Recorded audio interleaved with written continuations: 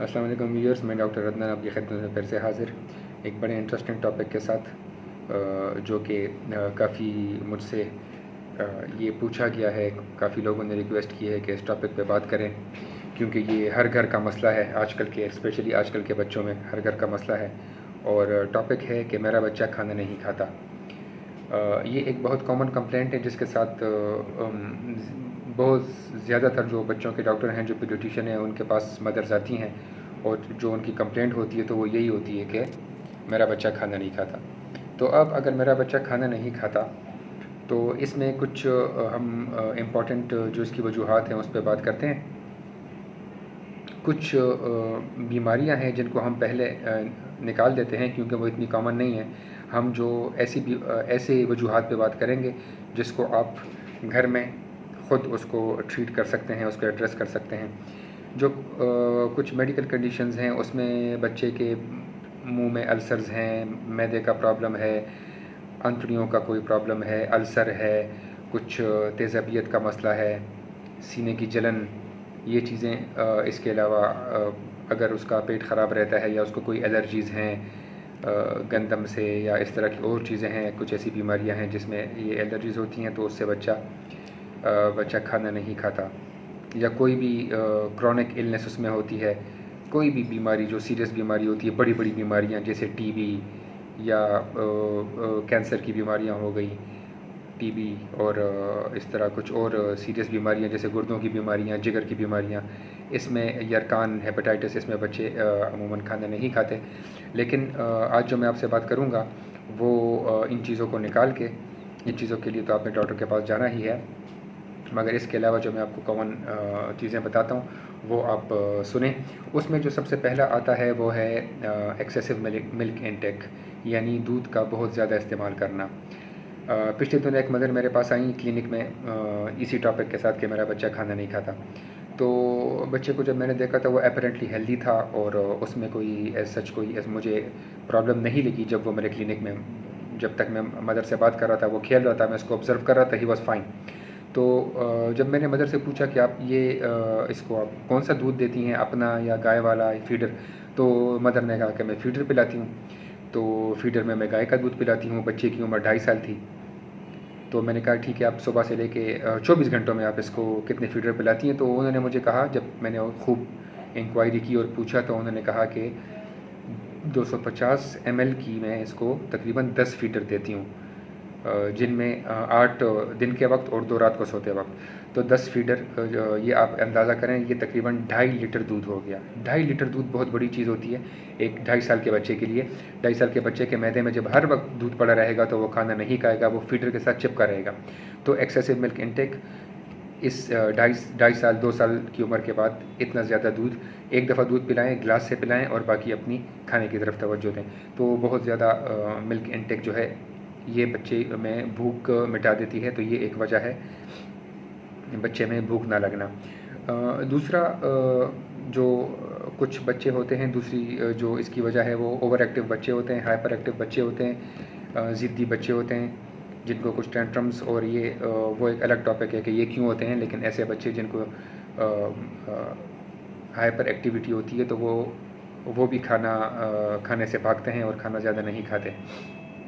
इसके अलावा psychological trauma जो होता है बच्चों पे, बच्चों पे, जो बच्चे ज़हनी दबाव का शिकार होते हैं, ज़हनी तनाव का शिकार होते हैं, जिनके घर में फैमिली, उनकी रिलेशंस अच्छे नहीं होते, जिनके पेरेंट्स का रिलेशन अच्छा नहीं होता, जिनको अटेंशन नहीं मिलती, जिनको एब्यूज़ किया जाता है, मेंटली एब्यूज़ किया जाता है, सेक्सुअली एब्यूज़ किया जाता है, फ़िज़िकली एब्यूज़ किया जाता है। स्कूल में टीचर एब्यूज़ कर सकता है, उसको लोग एब्यूज़ कर सकते हैं, स्टूडेंट्स एब्यूज़ कर सकते हैं, मदरसे में, मस्जिद में मौलवी साहब, कारी साहब एब्यूज़ कर सकते हैं।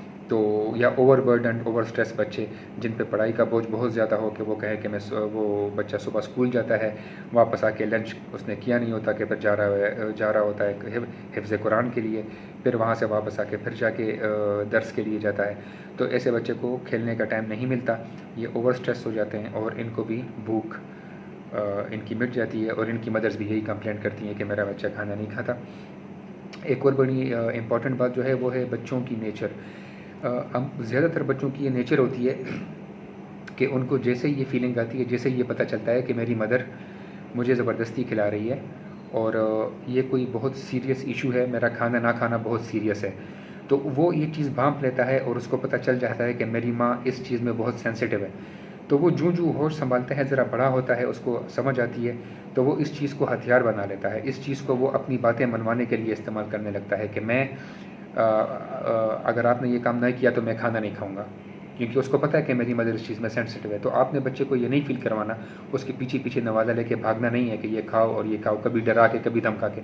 बच्चे की नेचर है कि जब उसको ये पता चलेगा कि मेरी माँ मुझे ज़बरदस्ती नहीं खिला रही और उसको कोई परवाह ही नहीं है, तो वो खुद ही खाना शुरू कर देता है। कभी-कभी आपने नोट किया होगा कि आप अपने बच्चे के लिए बहुत ही मेहनत से खूबसूरत सी बहुत प्यारी डिश बनाती हैं, बहुत खूबसूरत डिश बनाती हैं और वो बच्चा उसको परवाह किए बगैर जाके घर के मुलाजिम के साथ बैठ के उसके साथ वो सादी दाल और रोटी, बासी रोटी खाने लगता है। तो ये बच्चे की नेचर है कि वो अपनी मर्ज़ी से खाना चाहता है।